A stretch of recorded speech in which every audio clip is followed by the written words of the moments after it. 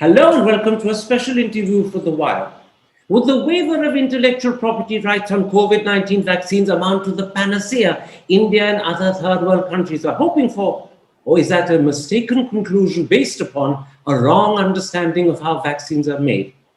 That's the key issue I should discuss today with the co-founder and managing director of Premas Biotech, a company that's working on an oral COVID-19 vaccine, Prabuddha Kundu.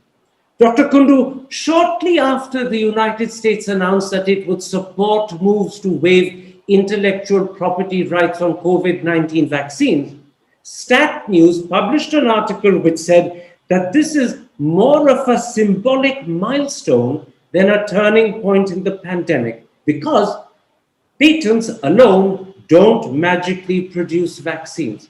Now, I'll come to details in a moment's time, but let me begin by asking you, do you agree with this broad opinion? Thank you, Mr. Thapar, for having me on the show. Very grateful to you. On a broad sense, absolutely yes. But however, as I guess we will discuss later, there are much more nuances that I hope to unfold for your viewers during the discussion. But in a broad sense, you agree that the I do. lifting of intellectual property rights is not the panacea public opinion has convinced itself it's going to be. It is the first step, but an important step, and there are much more steps to follow. And I'm sure we will go into some of those details later on. Let's then come to those steps because they may well prove to be much more important than the actual lifting of the intellectual property rights. First of all, a vaccine is a biological entity, not a chemical entity. This means, as Yusuf Hamied, the chairman of Cipla, told the Hindustan Times, producing a vaccine is very different to what his company did in the early 2000s when they reverse engineered HIV drugs. As Dr. Hamied said, all drugs required for HIV/AIDS were synthetic drugs. But vaccines, he says, are a different ballgame.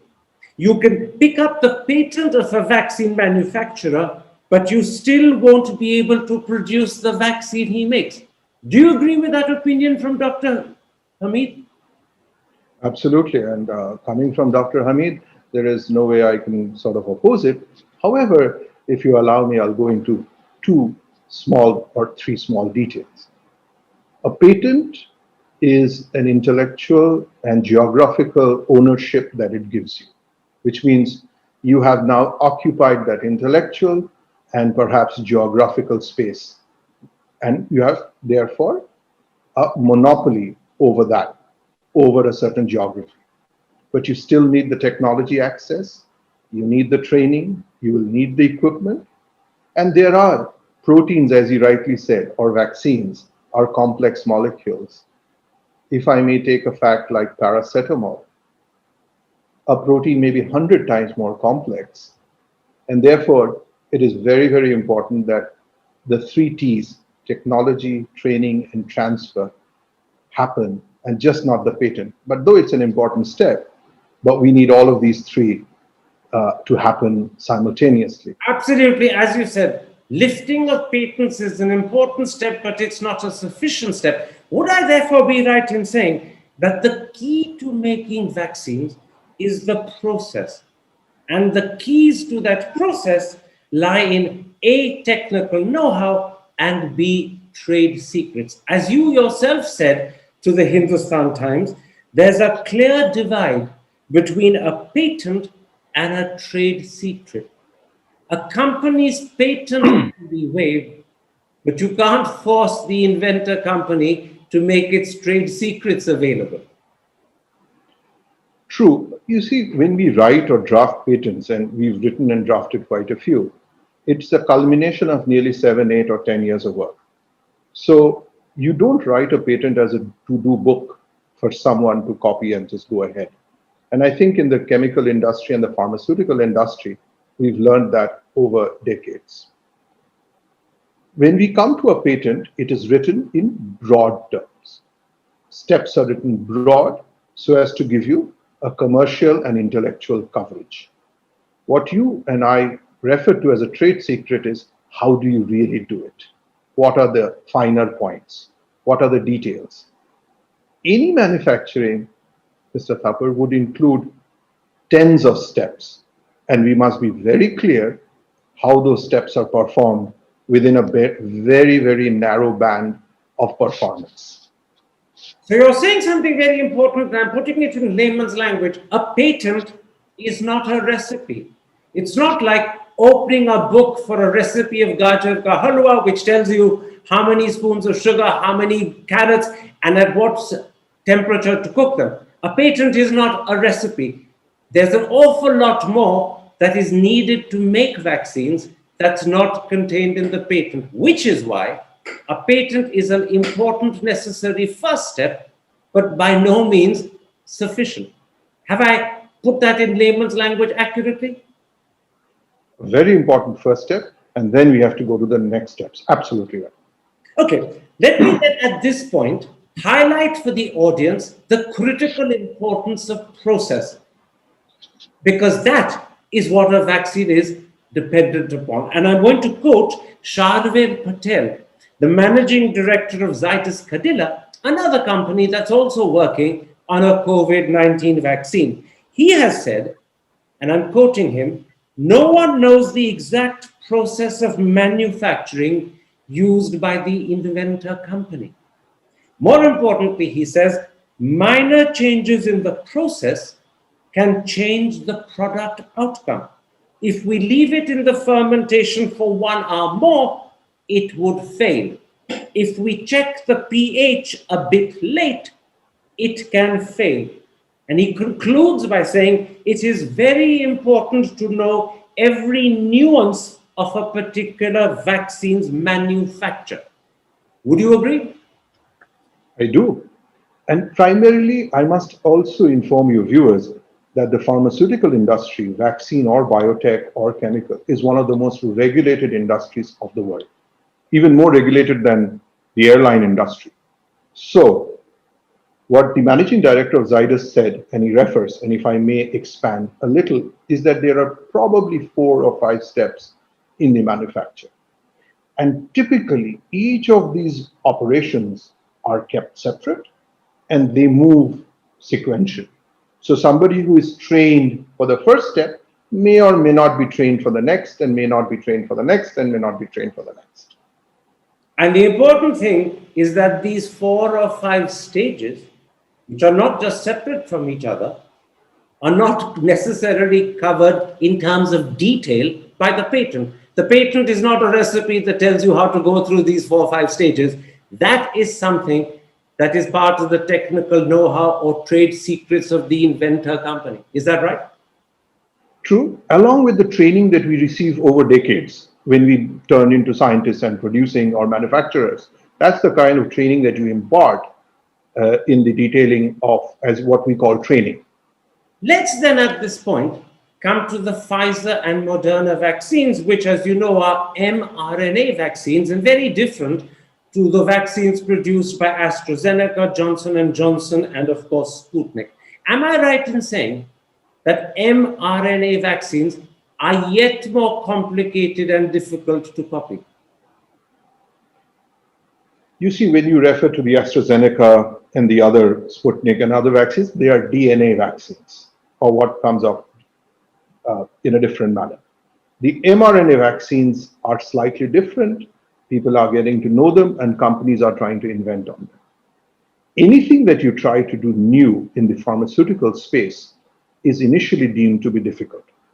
Any problem that you try for the first or second time needs a little bit of learning and understanding. So in that sense, I would definitely agree with you that if I were to do it today on my company, despite having decades of experience, we would find it difficult. In that context, let me quote to you what Kiran Mojumdar Shaw said to the Express. Pfizer and BioNTech were working on these technologies for years, and that is how they pivoted and made these vaccines. She says a new company that may have somehow been granted a waiver to the Pfizer or Moderna vaccine, but a new company that's now trying to make it without similar experience would take at least a year to understand the technology. Would you agree? In broad terms, yes, but you must also remember there are certain novel processes and certain generic processes. Like if I may take your gajar ka halwa example, yes, I would need carrots and all, but in certain measure of a training of a chef, and if I may say, of a pharmaceutical scientist, there are some broad generic steps which are constant, and they will always be that.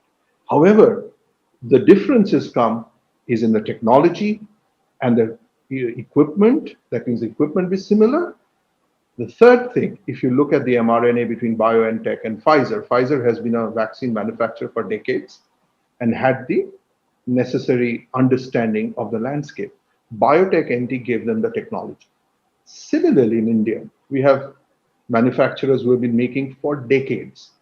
The question is, will they be able to adopt the technology and manufacture it? Here you're hinting at what could be another problem: the skill, the experience, and the expertise of the manpower available to the vaccine manufacturer. Pfizer and Moderna have people who've been working on mRNA vaccines for a very long time. They therefore have experience, they've acquired skills on the job, they've acquired an understanding. When a new company who's got the intellectual waiver tries to manufacture the Pfizer and Moderna vaccine, but doesn't have the experience and the same skilled manpower used to doing it, that could be another drawback for them, couldn't it? In many ways, if I could take a step and zoom out of the mRNA discussion for once and look at the landscape of COVID-19, I believe in the last count, there were about 165 vaccines being developed. And if you see the ones that really succeeded had, as you rightly said, three things: technology, training, and significant investment in capital. And they knew what the regulators would want and how to present it. In that sense, smaller companies attempting to do this would be a risky proposition. But for someone who's been doing vaccines and understands the regulatory landscape, I'm not sure how big or small that step would be because I'm not privy to what internal capacity or technology they may have already, but it sure wouldn't be easy, is what I want to tell everyone.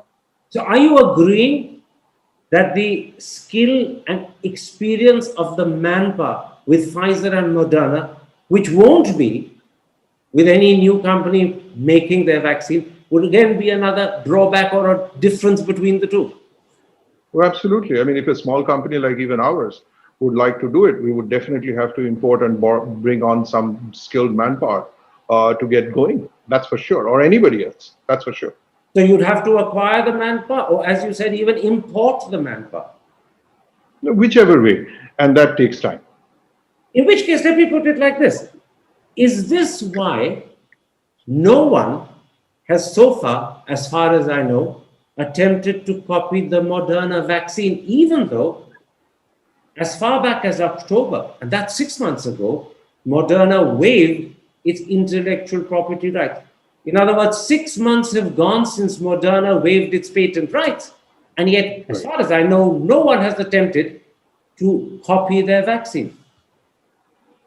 Well, let's put it this way. Nobody has come out publicly and placed it that we are trying to do it. So we really don't know that what's going on in their backyard. But however, you must also understand, Mr. Thapar, that making or coming into a vaccine is a very expensive affair. So anyone attempting to come with a new modality must make sure that they have a couple of $100 million or at least a couple of 100 crores to move the wheels of vaccine development. And it's not that easy. You make a very important point. No one has publicly admitted that they are attempting to copy Moderna. Whether they're doing it secretively or, as you said, in their backyard, we don't know. But no one has publicly admitted they are. Stat News, in fact, goes one step further. Stat News says, because of the complicated steps involved in the process of manufacturing vaccines, there are no current genetic vaccines at all. The precise words of Stat News are, there are currently no generic vaccines at all. Would you agree with that? Generic vaccines do not exist. No, Mr. Thapar. For COVID-19, it's too early to have generic vaccines. But for the older generation vaccines like hepatitis B and others, there are generic vaccines. I mean, if you see companies in India are making, which I call like a hepatitis B vaccine, you would have a vaccine from a company A, you would have a vaccine from company B, and you would have a vaccine from company C. So for COVID-19, it's too soon. Okay. But for vaccines, there are.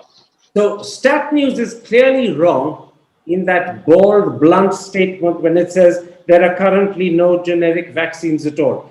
But as yet, as you correctly pointed out, for there to be a generic vaccine for COVID-19, we would need three things. Not just the waiver, but we would need the technology, we would need the trade secrets, we would need the experienced, skilled manpower who's used to handling it. And all of this would be even more important in the case of copying an mRNA vaccine. In other words, in case of copying Pfizer and Moderna. Let me then, am I right? Yes, please. I would, on a broad sense, agree with you. I may have a point or two to add, but let's carry on. I'll perhaps find some time. No, this is the right moment. What is the point you want to add? Many times, as when we examine on a very 30,000-foot view, we may reach certain conclusions. I think the devil lies in the details. So, first of all, I think the biggest step is waiver of patents, which means now I'm allowed into the game. Once I'm in the game, I need to find the right coaches who will train me or train the Society of Pharmaceutical Scientists to understand the details of what's written in the book or what you call trade secret. If you're saying that you need the right Society of Scientists to train you, then you're talking of a process that could take months. Training doesn't happen overnight. Oh, absolutely. Believe me, pharmaceutical sciences is one of the most regulated areas of our lives, because the first thing what the regulators do is make sure that we are safe. They will therefore make sure during their audits that nothing goes wrong or nothing perhaps can go wrong. So this process of training that you believe is also necessary and essential could be something that takes months. Sure. But think of it the other way. It would have taken years. For example, I will now open my book of trade secrets or secrets to you. You now perhaps know the broad blocks. But hang on a second. You're assuming that when the intellectual property right patents are waived, the inventor company will open its trade secrets as well. There's no reason for it to do so. There's no way you can compel them to do so. And if they don't, then those trade secrets have to be discovered afresh or invented afresh by whichever company is now trying to make the vaccine. Isn't that so? And that's a professional risk many of us scientists have to take. That's a risk you have to take on that analysis. Absolutely, I would agree with you. This is the point I'm making. And this is the point you began with. Intellectual property right waiver is a necessary first step, but it is not sufficient.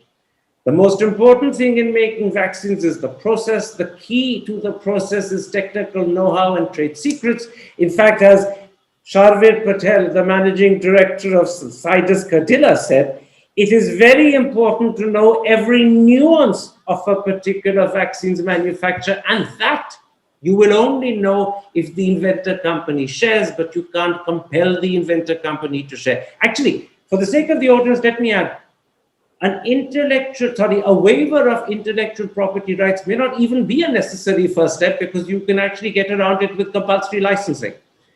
But you still, even if you go down the compulsory licensing route, will face the problems we are discussing, because even then, the trade secrets won't be known to you. Let me now put this to you. If by what I suppose would amount to a virtual miracle, a new company were able to fairly quickly manufacture the Pfizer or the Moderna vaccine and get over the obstacles we've discussed about trade secrets and know-how and experienced, skilled manpower. Even then, I gather they would need to go through clinical trials and get regulatory approval for the vaccine they produced. In an article done for the Economic Times by Prashant Reddy T and Yogesh Pai on the 7th of May, they point out this is a necessary process. Just because they're making a generic vaccine doesn't mean they can avoid this process. A, would you agree that the vaccine generically produced would need to be clinically tried and get regulatory approval? And B, if you do agree, that means, once again, there would be a further delay of several months while those trials happen. There is no way any regulator in the world will approve something that will go into a human without trials. The trials would have to have been conducted somewhere. For example, if Pfizer vaccine comes to India, they may get approval to do a bridging trial or direct approval because it's been tried extensively. But if I or anybody were to do it today, the regulator would have to be assured of three things: consistency, predictability, and adherence to the specifications and regulations. Believe me, Mr. Thapar, you and I would never take a medicine which we believe hasn't gone through the right route. Absolutely. Yes. So the point made by Prashant Reddy T and Yogesh Pai in the Economic Times is one you completely agree with. Even if by some miracle you were able to quickly reverse engineer the Pfizer and Moderna vaccine, even then, whatever you produce would have to be clinically tried. It would need to get regulatory approval, and that process would take 2-3 months more. Let me put something else to you. Because the very process of making a vaccine is difficult, because the know-how and the trade secrets won't have been shared, you'll be inventing them all over again from scratch. And because you may not have the experienced manpower, is there a danger that one or two of the vaccines that are generically produced might turn out to be counterfeit? By which I mean, they might not be as effective as you hope they are, or they might not even be properly made. The chances of their going through a regulatory process in India and coming out as counterfeit is practically nil, because that's not how things happen. However, if I may add one or two facts, I think our audience should understand that what is being taken years or decades is now being compressed into months and maybe 12 months. While for us, pharmaceutical and biotech people, we celebrate the fact that it is taking now months and maybe a year, and which is already proven, to the regular public, that may sound long. To come to a very simple point, the regulators and the pharmaceutical industry have one very important fact. Whatever goes through our shops has to be safe, non-toxic, and efficacious. I wasn't suggesting that the regulator would okay a counterfeit vaccine. That wasn't my suggestion at all. I was saying, because the vaccines are being generically produced without having access to the know-how and the trade secrets, without having the experienced staff, is it possible that the regulator may turn around and say, hang on, I don't think this is properly produced. I don't think this is as effective. In other words, it may not pass regulation because the regulator has doubts in his mind. Is that a lie? Absolutely. Oh, absolutely. And that's right. And why not? Because you don't want that to go out in the market at all. I mean, that would be a disaster. I mean, the negative press around that would be, you would never be able to counter that. Tell me this. When someone is generically reverse engineering the Pfizer or the Moderna vaccine, what are the chances that whatever you produce may be struck down by the regulator because it's not as effective as you claim, or there may be questions about the way it's produced? What are the chances that the process may not succeed?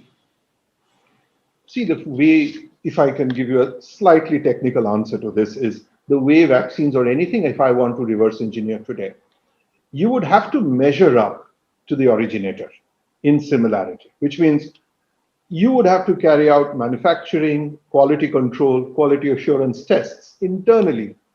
And quality assurance departments of companies, pharmaceutical companies, are by and large very independent and very strong. But they do not answer your question. What are the chances you may not measure up to the original? Just give me a simple answer to that. Very little, because if you don't measure up, you're not going to even face the regulators, because you don't want them to have a feeling that you're not up to the mark. In So other words, what you're saying is many people who try to reverse engineer vaccines may not even end up giving it to the regulator for his authorization, because they themselves have doubts about the process, because they've done it without having access to the technical know-how, without having access to the trade secrets, without having the experienced staff. In other words, they may check themselves before going to the regulator. absolutely, and that's the checks and balances of being in a highly regulated industry, of course. My last question about this: if at the end of the day, despite all the obstacles we've discussed, someone is able to produce a copy of Pfizer and Moderna, there is then the big question of ramping up production. Now, I imagine finance will be readily available because governments will put all the money they have into it. What about raw materials? How much of an obstacle would they be? This is where I perhaps may want to bring a distinction between the old generation vaccines and the new generation vaccines. Old generation vaccines needed to be produced in very, very large vats, very large facilities, and very large equipment. I am told, though I'm not an expert in mRNA vaccines, I am told that here, because it's a modern vaccine, the amount of vaccine that's injected is actually quite small. So the space will not be in terms of very large. However, when it comes to raw materials, and this is just my personal view, I believe that when companies like Moderna have opened up the IP, I'm sure that when companies and governments will go and approach them, there has to be some sort of cooperation, hand-holding, and agreements that allow this, or else Okay. it's extremely difficult to figure out which raw material, because there could be many manufacturers of raw material. In other words, you will once again need Pfizer and Moderna to hold your hand. You need their help. Anyone. You need their help in identifying the manufacturers of the raw material and getting them to sell it to you. And you're hoping that the governments will be able to cooperate and facilitate this. Once again, it's not an automatic commercial process. You will need Pfizer and Moderna to intercede. You will need governments to intercede. Let me put this then. We've been through this whole question. Is the lifting of intellectual property rights the panacea India and third world countries hope it will be? Or are there many other steps and stages that you have to clear before you can produce vaccines? And it seems there are many other steps that need to be taken. The most important of which, now just repeating this for the nth time, is the technical know-how, the trade secrets, the experienced staff who worked on this technology. Therefore, the question that arises is a simple one. How significant is the decision to waive intellectual property rights? Because clearly it seems it's not going to lead one-to-one to more vaccines. There's an awful lot more that has to happen, which may not happen before new vaccines happen. So my question is, how significant, therefore, is the waiver of intellectual property rights? To me, as a scientist, I think it's one of the biggest steps that can be taken. And Is as it a the biggest? manufacturer, And if I may complete, I'll come to that. If I may complete, it is not the only step. When we get, for example, if you have to get into IIT, you will have to cross and clear the joint entrance. Is that enough to make you an engineer? It isn't. But that's a very important step. I think opening up the IP is like that. You are now entering the space where somebody has created something and he is giving you a peek into the complexity, into the mechanistic efforts that have gone into it. You will have to pick it up, capital, technology, training, and then regulations will have to fall in place. And may I add, companies and governments in a pandemic situation will have to learn to work together. Most of us haven't seen the earlier one. but you're saying something very important when you cited that analogy of admission into an IIT. Lifting the intellectual waiver is like getting admission into an IIT. It's a critical first step. Without that first step, you can't hope one day to qualify as an engineer. But You'd only become an engineer if during the next 3 years you actually pass your exams and learn.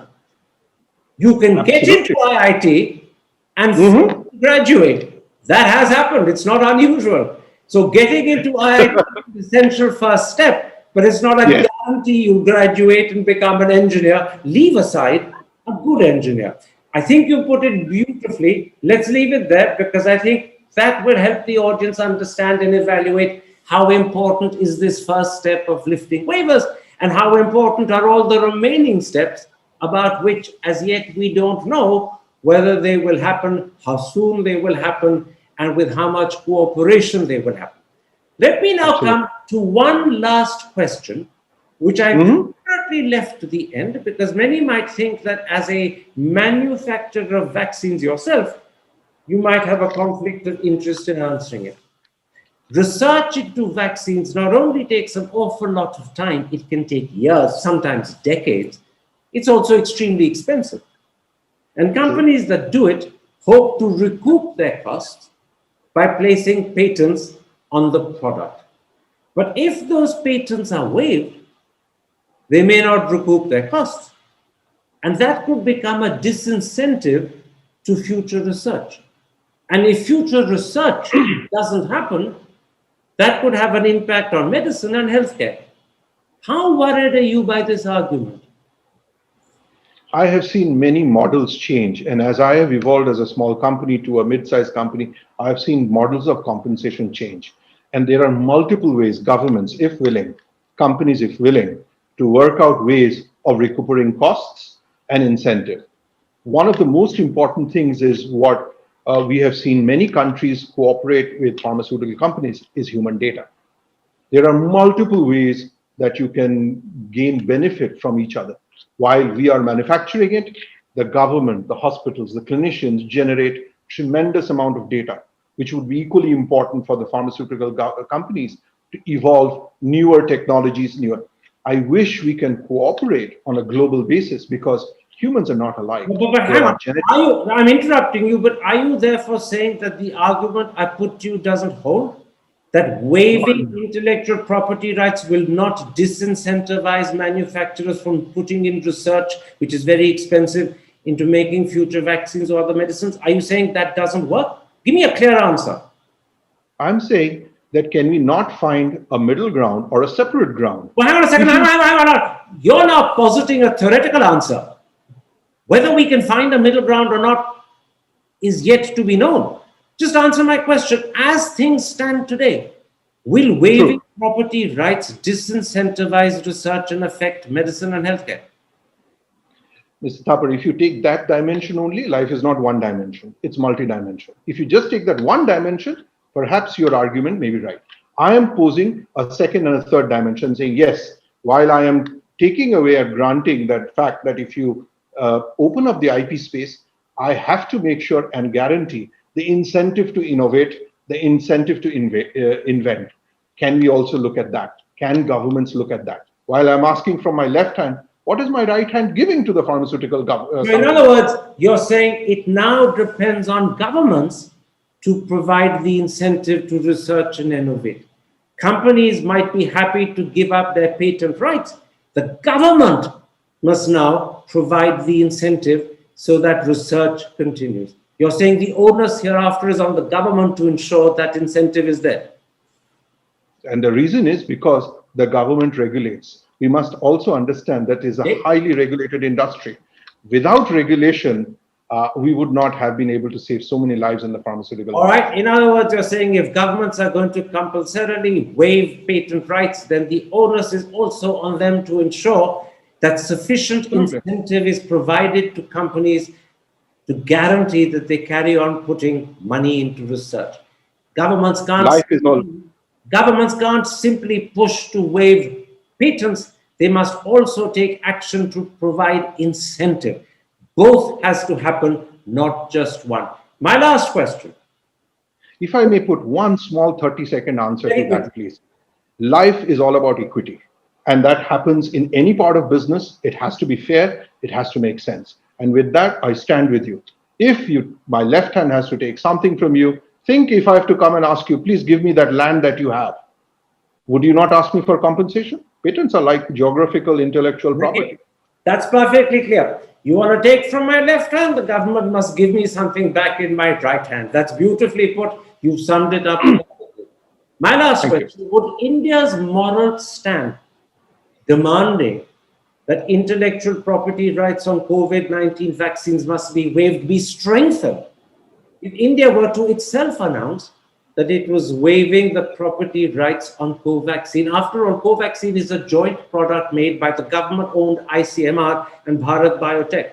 So if we want the world to waive intellectual property rights on Pfizer, Moderna, Sputnik, Johnson & Johnson, Novavax, or whatever, shouldn't we set the example ourselves and say, we're waiving the IP rights on Covaxin immediately? Anyone, anywhere in the world, not just in India, in Pakistan, in China, in Bulgaria, anyone can make it. Mr. Thapar, I must also admit to you, I have not given too much thought to this, but I'm a simple scientist. But in my own way, if I may answer, I'm sure that governments have negotiation and people who negotiate far better than I know of. But in sense of equity, because my earliest answer was of equity, I'm sure the Indian government has the right kind of people who will be sitting in the right places to take that decision, whatever it is, because we may not be privy to what is going on behind the doors. And you have become suddenly, Dr. Kundu, a politician. Never mind. A very careful I'm a scientist, sir.